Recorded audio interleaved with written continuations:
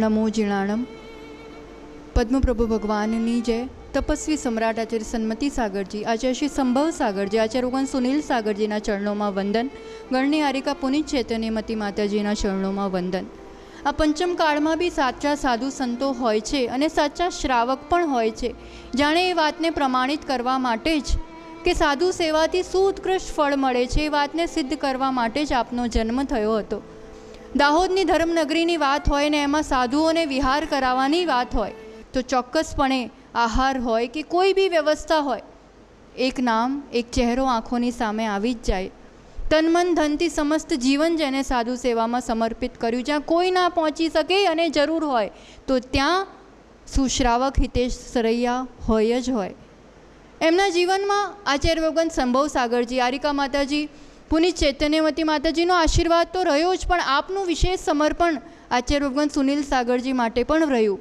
અને માનો ભક્તિની જબરજસ્ત પરીક્ષાનો એવો સમય આવ્યો, પણ જે ક્ષમતા અને જે દ્રઢતા સાથે તમે એ અસાતાના કર્મો પર વિજય પામ્યું છે ને એક આદર્શ પ્રસ્તુત કર્યું છે. પણ વાત સાચી છે, જેના મનસ્થિતિ પર, જેના ચિત્ત પર ગુરુઓનું સ્મરણ હોય એની કોઈ પણ પરિસ્થિતિ શું બગાડી લેવાનું છે. હવે આત્મનું હિત જ ઈષ્ટ બની ગયું. શું નિર્મલ પરિણામ રહ્યા હશે, કેટલું જન્મોનું પુણ્ય હશે, શું પુરુષાર્થ રહ્યો હશે.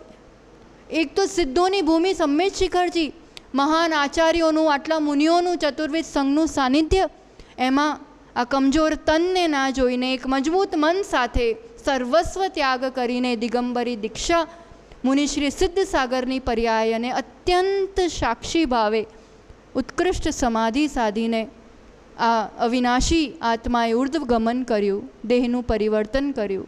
ધન્ય ધન્ય છે, અનંત નમોસ્તુ છે આપના ચરણોમાં. આપે તો આ પર્યાય સિદ્ધ કરી લીધી અને શીઘ્ર તમે સિદ્ધ અવસ્થાને પ્રાપ્ત થશો જ. અને અહીંયા સમસ્ત સરૈયા પરિવારને ધર્મવૃદ્ધિ આશીર્વાદ, સમસ્ત સન્મતિ ગ્રુપ, સમસ્ત દિગંબર જૈન સમાજ, બધાને જ ધર્મવૃદ્ધિ આશીર્વાદ. તે આંખો બંધ કરીને નથી ગયા, તે આપણા બધાની અંતરચક્ષુ ખોલીને ગયા છે.